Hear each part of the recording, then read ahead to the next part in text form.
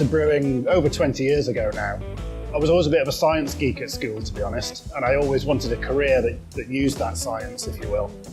I also didn't want a kind of desk job, a kind of office slave type job, and brewing just seemed to fit the bill perfectly.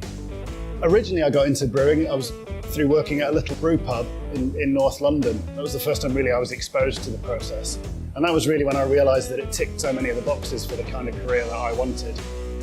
One of the things I love about brewing is that you're actually making something that's tangible and that people enjoy, and that's incredibly rewarding. A lot of people, I think nowadays, if they tell you what their job title is, you're none the wiser really what they do. Whereas brewing is just a good old-fashioned, really honest kind of profession.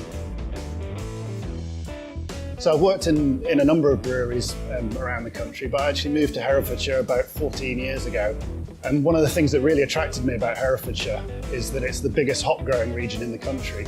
And hops are really the thing that get brewers excited. And there's about 30 different varieties grown around here.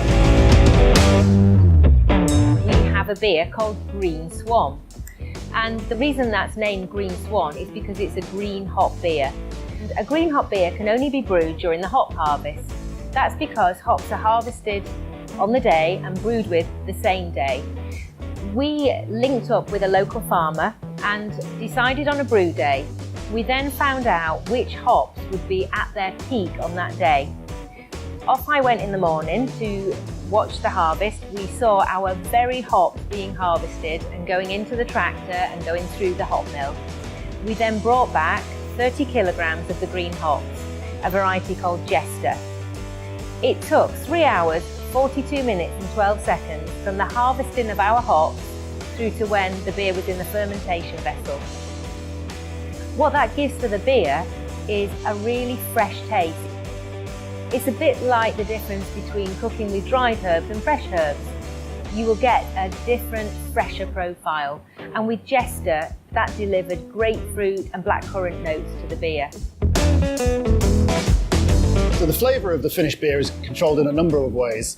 Obviously the different raw materials you add will give you different beers. So for example, if you use very dark malts, you'll end up with beers like stouts and porters. If you use very pale malts, you'll end up with very pale beers.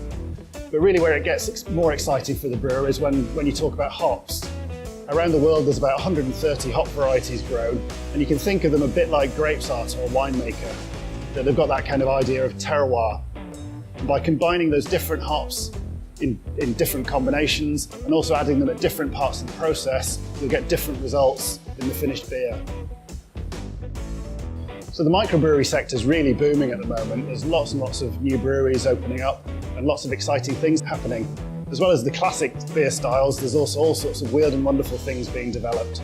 We, for example, have just brewed a roast coffee stout, which was a fascinating process. We teamed up with a local coffee roaster and produced this beer, which was the flavour of the coffee kind of marries up with the flavour of those dark malts very nicely. We're very proud that we're the holders of SIBA Green Business of the Year Award. SIBA is the Society of Independent Brewers.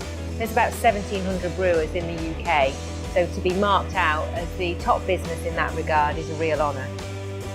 Some of the reason that we were chosen to receive that award relates to how we work with our raw materials. The malt goes off to a local farmer, to our chickens. It's also used in baking. It makes fantastic bread. Our hops have been helping with the soil condition of many a garden in Leominster. The Leominster Allotment Society, for example, are very keen recipients. The malt sacks find a new home with, there's a charity locally called People in Motion, and they use our malt sacks to take supplies over to displaced people. They're good for bagging apples, bagging wood chips. You can even sledge on them. Our pallets have been turned into furniture, most notably our own bar, which was constructed by Jimmy. But sustainability isn't just about the tangible stuff. It's not just about turning your lights off, using less water. It's about sustainable communities. We really want pubs to survive and thrive in villages. And around here, we can see pubs being taken over, being renovated, and bringing a heart back to the village again. So really my favourite kind of beer styles are the classic English ales. There's an absolute plethora of different beer styles around nowadays from lots and lots of very good craft brewers. But I tend to favour much more kind of classic styles of ale, and that's generally what I try and brew here at Swan Brewery. One I'm particularly fond of is a beer called Armbreaker IPA, which is a 6% beer, but I try to make it as authentically as possible to how the IPA style would have been originally. So I use lots and lots of hops, but they're all local Herefordshire hops, and in particular a variety called Goldings, which is a classic Old English variety that very much would have been used in IPAs back in the day. I think we will remain true to the fact that we are a local business and we want to serve the local community, and using Herefordshire hops, working with local people and local suppliers, and having a personal relationship with our customers and the drinkers is really important to us.